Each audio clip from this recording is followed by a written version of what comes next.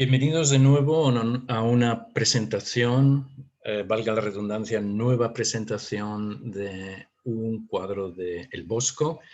Un cuadro, aquellos que vayáis a Londres o que hayáis estado en Londres, podéis verlo en la National Gallery.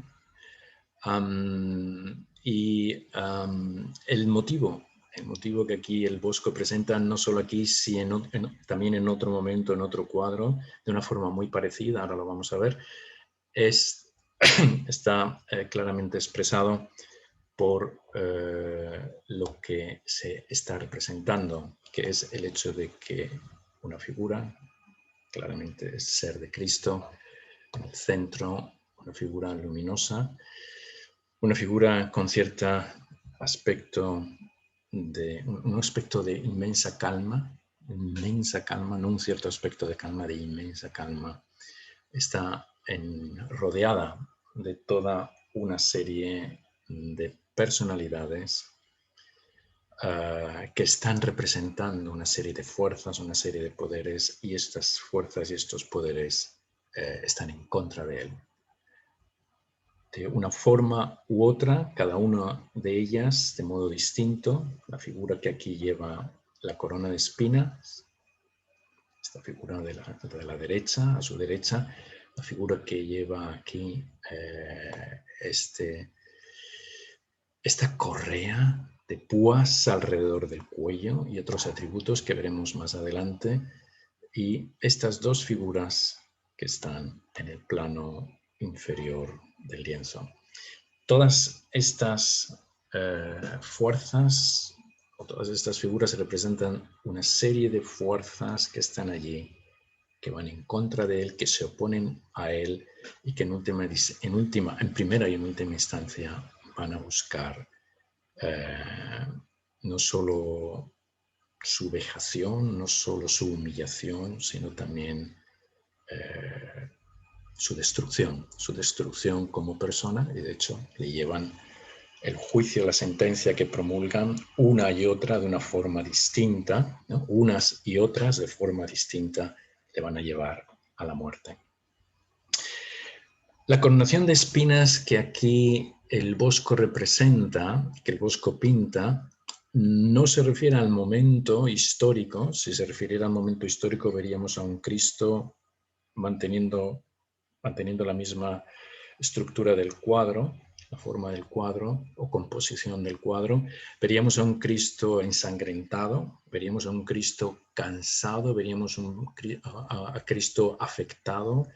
Anteriormente a este estadio, que es el tercer estadio de la Pasión de Cristo, que es la coronación de espinas, ha sucedido el segundo estadio, lo que es la flagelación, donde es un estadio de tortura, esencialmente tortura, donde él recibió estos latigazos, ¿no? Desde la derecha, desde la izquierda, buscando no solo humillarle, sino buscando romper su verticalidad, buscando debilitarle esencialmente, y esto haciéndolo de forma pública. Anteriormente a esta flagelación, él ha tenido que enfrentarse a aquellos que van a ser sus jueces y que le van a condenar, van a dictar la sentencia. Vamos a ver estas sentencias más adelante. Y anteriormente a esto, él ha sufrido la terrible noche de Getsemaní, en donde él suda sangre, en donde él tiene que enfrentarse a la percepción, ¿no? de todo lo que se le va a presentar ahí en esa noche, ¿no? En esa noche, y que va a intentar disuadirle de que dé el paso, a continuar lo que en ese momento o unas horas antes se ha iniciado con el lavatorio de pies, que es el camino de la pasión y las consecuencias que va a traer este camino de la pasión. Ese hecho real de la flagelación aquí no aparece en el sentido físico, no aparece en el sentido histórico, concreto, ¿ya? sino que aparece una caracterización de las fuerzas que intervienen, que están interviniendo en lo que es la preparación de este juicio, en lo que es la sentencia promulgada por parte de aquellos, o de aquel en última instancia, que tiene el poder de liberarle o condenarle, de presentarle como un ser inocente o de presentarle como un ser culpable, y por otra parte de las fuerzas, una vez realizada la sentencia y durante la sentencia, durante el juicio, las fuerzas que están interviniendo, las fuerzas del pueblo movidas por aquellos que guían al pueblo para mover las emociones que van a mover los pensamientos, que van a determinar el que el pueblo se pronuncie y se pronuncie en favor o en contra de la resolución de sus jueces. Por lo tanto, aquí vamos a tener dos figuras principales importantes en lo que va a ser el juicio y después la sentencia del ser de Cristo. Y estas dos figuras que históricamente están representadas en los evangelios, están escritas en los evangelios, que van a decidir sobre su destino, sobre crucificarle o no crucificarle, van a ser los representantes de lo que es el grupo de los fariseos y de los saduceos, especialmente representantes de los grupos de fariseos, que es Caifás, y el representante del poder político de una Israel dominada por aquella potencia que tiene el poder prácticamente sobre todo el Mediterráneo, que es la potencia de Roma, y aquel que en última instancia va a ser el juez, que es Pilatos. Aquí aparecería, y lo vamos a ver más en detalle, la figura de Pilatos. Aquí aparecería la figura de Caifás, y aquí abajo tendríamos más bien a los poderes ejecutores de aquellas decisiones que han sido elaboradas ya en el ámbito del pensamiento, en el ámbito de lo que sería la preparación de los argumentos que llevarían a la condenación del ser de Cristo. La preparación de los argumentos, la preparación del ámbito del pensamiento correspondería a la figura principal del poder de los fariseos, que es Caifás.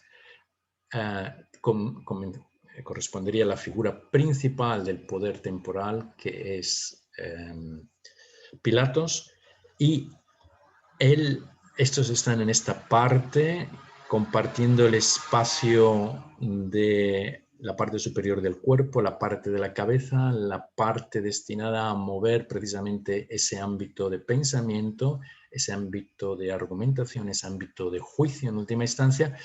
Y luego tendríamos junto al lado del poder de Caifás esta figura, por sus rasgos, la vamos a ver luego en detalle, rasgos que representativos del pueblo, ¿no? De las características fisionómicas del pueblo judío, ¿ya? Una figura muy particular, una figura anciana, pero con un gesto muy particular en su rostro, y veis que esta figura, la parte de la cabeza está situada a la altura del corazón, la altura del pecho, perdón, a la altura del pecho, región del sentir, ¿no? Es la única figura que claramente está situada a la altura del sentir, y precisamente los líderes, ¿no?, de los fariseos, la mayor parte de ellos, otros no, otros se abstienen, otros están en contra de la decisión, van a movilizar las fuerzas emotivas del pueblo hebreo, que se va a congregar ante el pretorio, que se va a congregar ante los edificios institucionales del poder público, que representa Roma y que representa Pilatos, para de una forma muy visceral, muy pasional, clamar y reclamar por la muerte de Cristo. Entonces, este ser está aquí vinculado muy claramente a las fuerzas del sentir, del pecho. Y aquí tenemos un ser que va más abajo, más representativo de lo que sería el poder de ejecución o el aspecto de ejecución de las decisiones que aquí se han tomado, vinculado a la acción, por lo tanto vinculado a la parte inferior del cuerpo, a las extremidades. Vamos a ver, voy a presentaros ahora otras imágenes de cuadros del Bosco antes de entrar más en concreto con esta, en donde se nos presenta el mismo tema, la coronación de espinas. Quedaros con la imagen de estas figuras, 4 figuras y que condenan, que están alrededor, que forman el espacio, digamos, de juicio y condena en el cual entra Cristo, Cristo en el medio y Cristo con este aspecto de dulzura, con este aspecto de calma, con este aspecto de profunda consciencia frente a lo que está ocurriendo, ¿no? Y como sostenido por ese conocimiento muy profundo de la realidad que allí está teniendo lugar. Así lo presenta el Bosco, ¿no? Esta cara que vemos de Cristo refleja una gran calma y además busca un contacto con el observador del cuadro, busca en sus ojos, buscan el contacto con aquella persona que está enfrente del cuadro y en este contacto está como preguntándole algo al observador. Perdón. Aquí de nuevo tenemos el mismo motivo, ¿no? El mismo motivo y personajes 1, 2, 3, 4, un quinto personaje en la parte de atrás, ¿ya? Y en el centro el ser de Cristo y de nuevo con una profunda, clara, directa mirada hacia el observador del cuadro. Aquí las figuras están situadas en una posición distinta. Esta, observar el rostro de esta persona, luego lo vamos a ver más adelante, muy semejante a lo que representa esta, Pilatos. Esta figura quedaría representada, aquí hay un poder, el poder del pueblo hebreo, representado por Caifás, y aquí están los poderes ejecutores de esta decisión, digamos, tomada aquí por aquellos que ostentan esa capacidad de juicio o de sentencia. Coronación de espinas. Rápidamente, aquí es la adoración de los magos. Aquí se trata de un nacimiento, el nacimiento de Cristo. Se trata del primer momento de la vida, perdón, del nacimiento de Jesús. Se trata del primer momento de la vida de Jesús, donde los 3 magos de Oriente, el Bosco los pinta de una forma excepcional, de una forma muy original. Podría ser el tema, va a ser el tema de un vídeo posterior. Y lo que yo quiero ahora presentar es esta figura que se encuentra atrás y tiene una relación con la coronación, o una coronación también, o al menos lleva, como veis, una corona en su cabeza, una corona de espinas, no directamente sobre la cabeza, sino que las espinas, ¿no? O algo muy semejante a espinas, parecen rodear un gorro, ¿no? Algo que le cubre la cabeza, y directamente no van a tocar la parte física de su cabeza, pero sí están situadas allí. Bien, interesante porque esta figura, que aparece semidesnuda, que aparece dentro del portal o del establo, ¿no? El establo tiene algo muy parecido, muy similar a una corona de espinas sobre su cabeza. Volvemos al cuadro y aquí vamos a ver un poco más en detalle los personajes que en él aparecen. Bien, este es el primero de ellos. Observar, se trata de esta figura.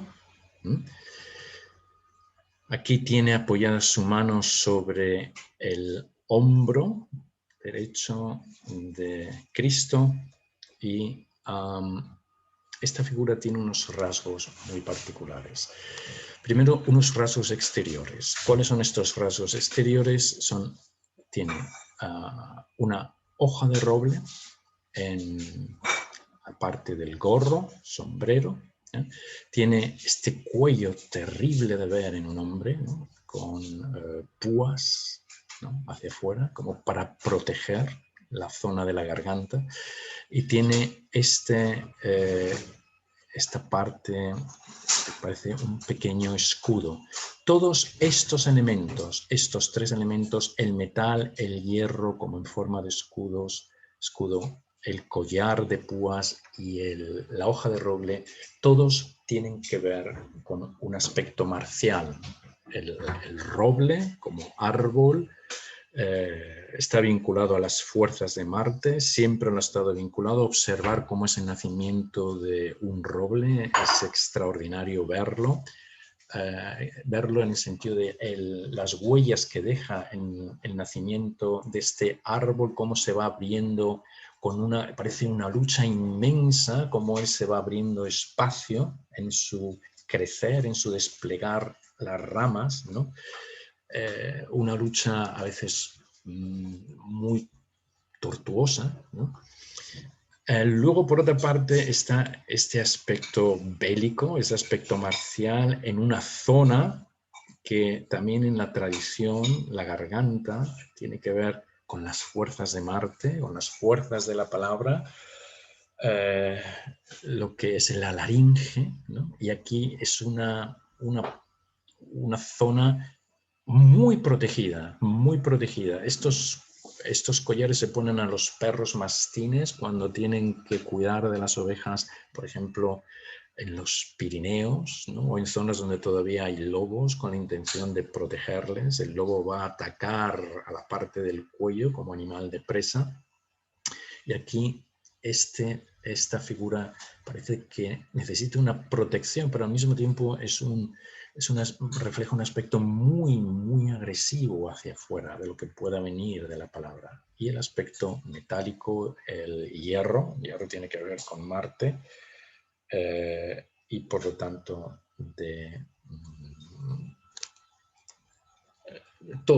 todo viene vinculado de una forma u otra a este poder marcial. Esto en cuanto a aspectos exteriores de la indumentaria, de la vestimenta, ¿no? Y quedaros unos minutos, ¿no? Cuando tengáis tiempo, buscad esta imagen, esta foto, este motivo del cuadro, y quedaros unos minutos observando esta cara, lo que refleja esta cara. Es una cara donde hay el ceño bastante fruncido, es una cara de una expresión hacia adentro, de una interiorización muy grande. Lo que está percibiendo, él lo hace que penetre en su interior. Hay un signo profundo de preocupación. Es una cara noble, es una cara limpia, ¿no? Y lo que está aquí percibiendo, evidentemente, le causa por el gesto aquí de ojos, del ceño, de los labios también, una profunda preocupación, una profunda preocupación. Esta profunda preocupación no es algo característico de un guerrero, donde más que la reflexión está la acción. Un guerrero no puede estar dedicando mucho tiempo o tomando mucho tiempo para reflexiones, aunque los grandes guerreros, los grandes caudillos sí lo han hecho, ¿ya? Siempre lo hicieron buscando una estrategia, buscando lo más conveniente. Pero aquí hay una profunda tensión entre la acción que él representa y la preocupación por lo que él está viendo, ¿no? En ese sentido es fácil caracterizar, no es fácil ver o identificar a esta figura con aquella figura que dentro de lo que es el escenario de la Pasión de Cristo está afectada por una constante lucha, por una constante ocupación y preocupación respecto a lo que ve, lo que escucha del ser de Cristo, lo que ve y escucha del pueblo judío, ¿no? Que es contrario, le piden algo contrario a lo que él realmente siente en su interior, a lo que él como percepción, ¿no? Como elementos fundamentales para su juicio, ¿no? Debería conocer, que ya conoce, pero debía reconocer, y al final no lo hace, y realiza ese gesto que es realmente inaudito, incomprensible dentro del ámbito jurídico, que es el hecho de que aún considerando inocente al hombre que se quiere juzgar, aún considerando su inocencia, lo entrega a aquellos que están pidiendo que se reconozca su culpabilidad y por lo tanto lo entrega para que ellos ejecuten lo que consideran como el castigo que corresponde a su culpa, que es la muerte. Es una figura fascinante, la figura de Pilatos. Yo no me voy a quedar aquí en esta exposición para no hacerla demasiado larga y centrarnos en el cuadro en concreto. Bueno, aquí la figura de Pilatos en el otro cuadro del Bosco con el mismo motivo sería esta, y de nuevo vemos un gesto semejante. Aquí no hay atributos marciales, ¿no? Aquí hay atributos más bien, vuelvo a la diapositiva anterior, ¿no? Por la vestimenta que lleva, ¿no? El ropaje que lleva, es un ropaje ya alguien propio de un juez, ¿no? Alguien de un magistrado, y aquí aparece, pero aparece con un gesto semejante, muy semejante. También los rasgos son semejantes. Si veis a uno de los vídeos anteriores, la introducción a El Bosco, encontraréis que distintos autores han visto un parecido en los rasgos de esta figura, de la anterior, vuelvo a ella, de esta, que en sí se parecen, las dos figuras, con los rasgos que se conocen de acuerdo a retratos conservados del Bosco. Es decir, que el Bosco se presentaría aquí como en un autorretrato y elegiría, muy interesante también, estas figuras como más cercanas a lo que él puede ver o puede sentir, ¿ya? Bien, volvemos al cuadro y ahora vamos a ver la siguiente diapositiva. Sí, perdón. La siguiente imagen, y esta es la imagen de este hombre. Tiene elementos marciales, algo penetra la cobertura de su cabeza, ¿no? Termina aquí en algo metálico que no tiene una forma de punta, ¿no? Pero sí todo el resto se puede identificar como con una flecha, pero que no termina en forma de punta, algo que atraviesa una parte de su turbante muy cercana a la cabeza, incluso se podría decir que casi en cierto punto turbante y cabeza están sufriendo o la cabeza está muy cercana a esta penetración exterior de este artilugio. Lo curioso es el elemento marcial que aquí aparece, es un elemento marcial volitivo, elemento marcial de acción, el guante férreo que está dando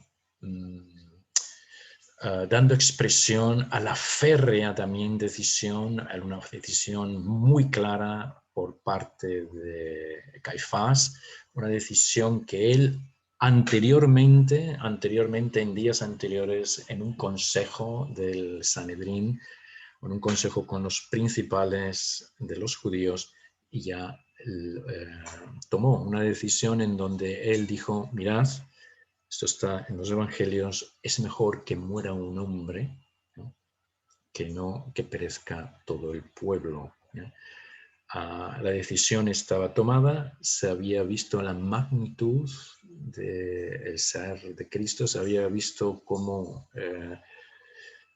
el pueblo estaba con el ser de Cristo cada vez más y más, ¿no? Siguiéndole, tenían una percepción de lo que era su grandeza. Esto se reflejó una semana antes de la Pasión en la entrada en Jerusalén, lo que hoy se celebra como el Domingo de Ramos, la grandiosa entrada en Jerusalén donde el pueblo le alababa, le reconocía, y una semana después gran parte de ese pueblo le condenaba.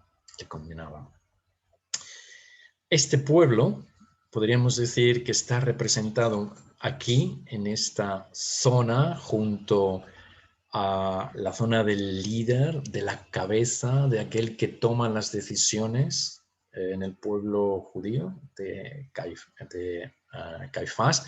Anás juega también un papel, ¿no? Anás representa a los saduceos, Caifás representa a los fariseos, pero Caifás es el que tiene la voz cantante, diríamos, y este pueblo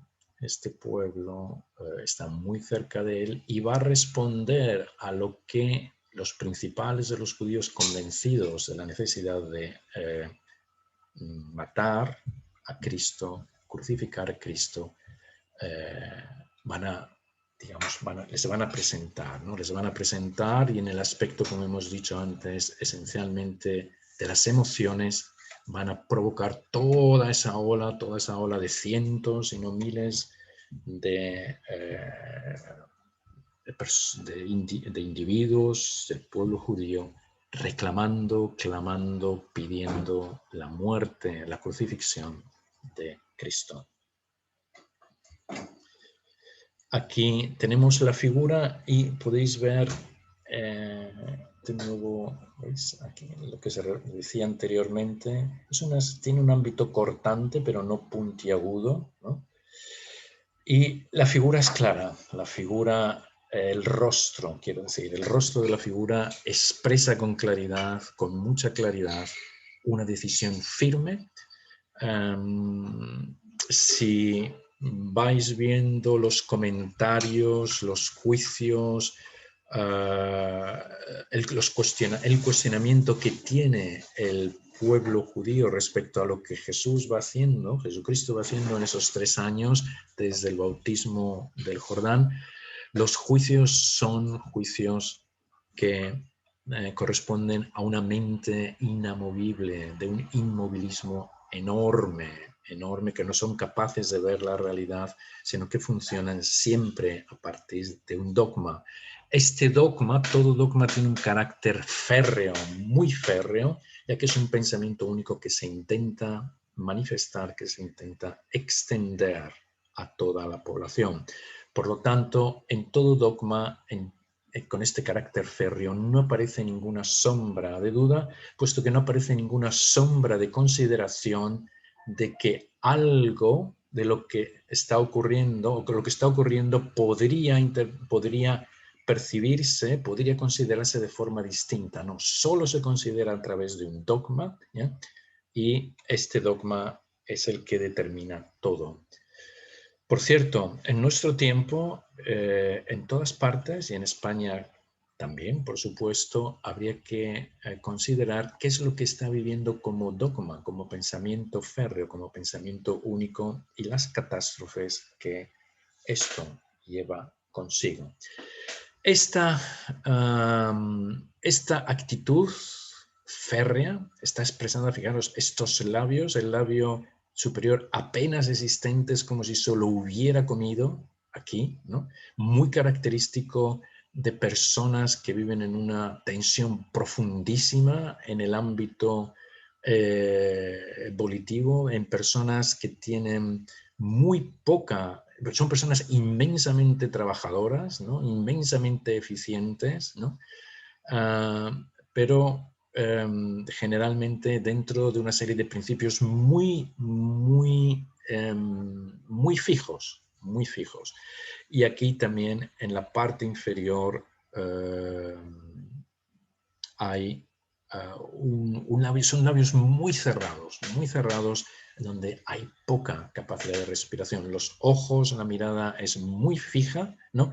Y todo el gesto de la cara está dirigido, vamos a ver, todo el gesto de la cara está dirigido, todos los rasgos, a esa acción directa, al hecho de lo que él va a realizar, de esta coronación de espinas. Él va a poner estas espinas. Esto no corresponde a la realidad histórica reflejada en los evangelios. La coronación de espinas es algo que los soldados romanos, ¿no?, van a poner sobre Cristo. No la pone Caifás directamente sobre él, pero aquí el Bosco hace esta caracterización, ¿no? Esta corona de espinas viene dada, de acuerdo a su pensamiento, como consecuencia, y probablemente fue así, ¿no? Todo es consecuencia de ese pensar fijo, de ese pensar tan dogmático, de ese pensar ya, digamos, tan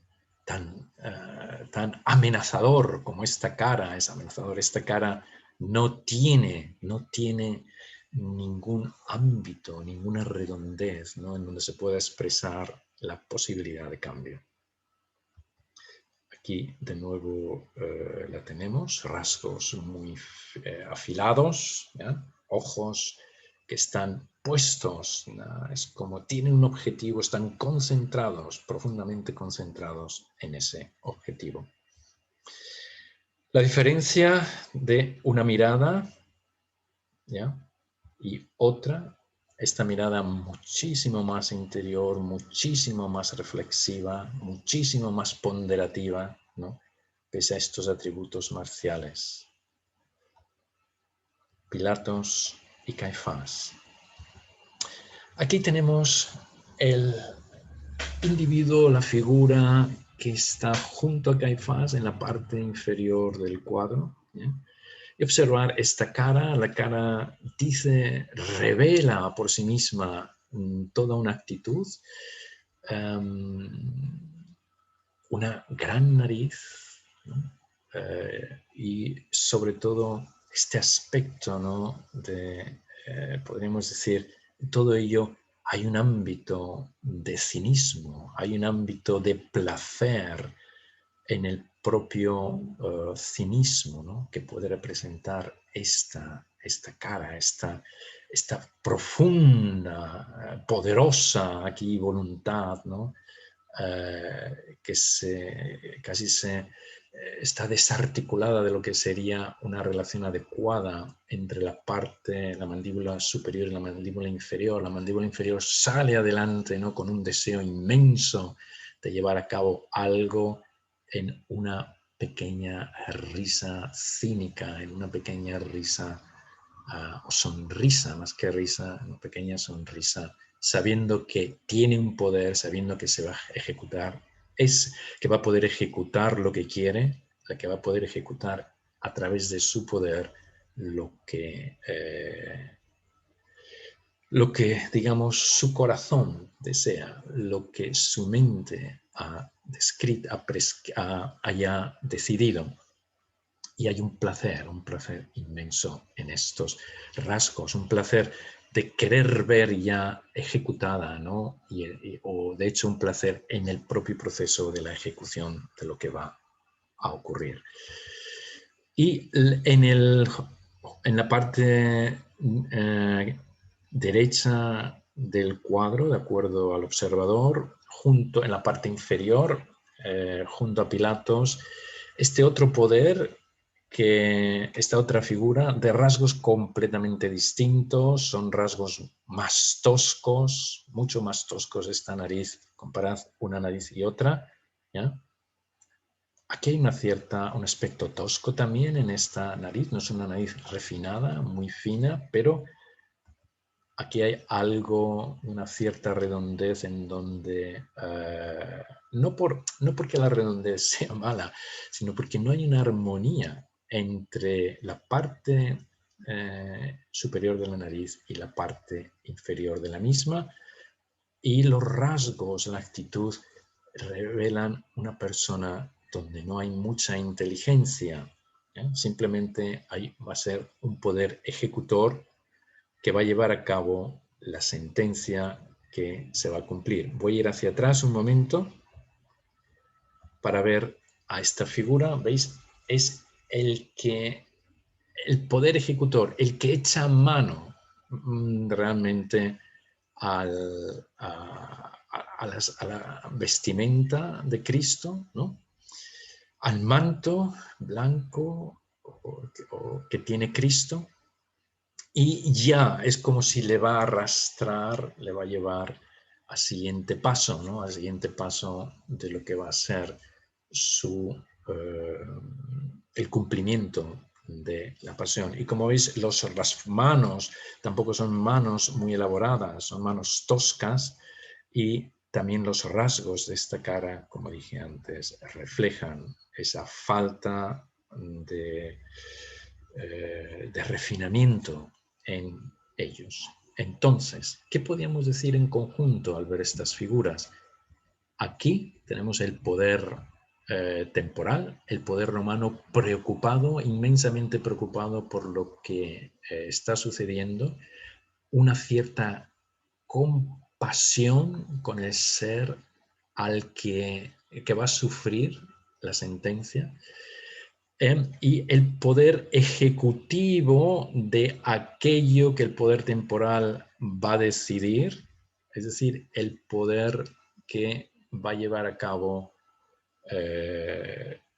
los siguientes estadios de la pasión, que ya de hecho ha llevado a cabo el anterior, la flagelación, la coronación de espinas. Ahora viene el acompañar a Cristo en el camino, en el Calvario, hacia la cima del Gólgota, ¿no? De la colina del Gólgota, del monte Gólgota, y él se va a encargar de ejecutar todo lo que es clavar en la cruz. Yo os recomiendo que leáis la obra de Ana Catarina Emmerich, en español Ana Catalina Emmerich. Muy interesante las descripciones que ella hace de la pasión de Cristo, y especialmente cuando habla de aquellos hombres que van a encargarse de la ejecución del aspecto más violento de la pasión de Cristo, de aquellos hombres que van a fustigar a Cristo, que son los que flagelar a Cristo, los que van a flagelar a Cristo, y los que le van a clavar en la cruz. Ellas lo describe como casi una raza, una etnia muy particular de hombres, y hizo su obra ver la descripción que ella hace, porque en ellos se puede distinguir probablemente este aspecto de tosquedad, de poder bruto, ¿no? Ejecutor de esta sentencia. Las figuras de nuevo, ¿ya?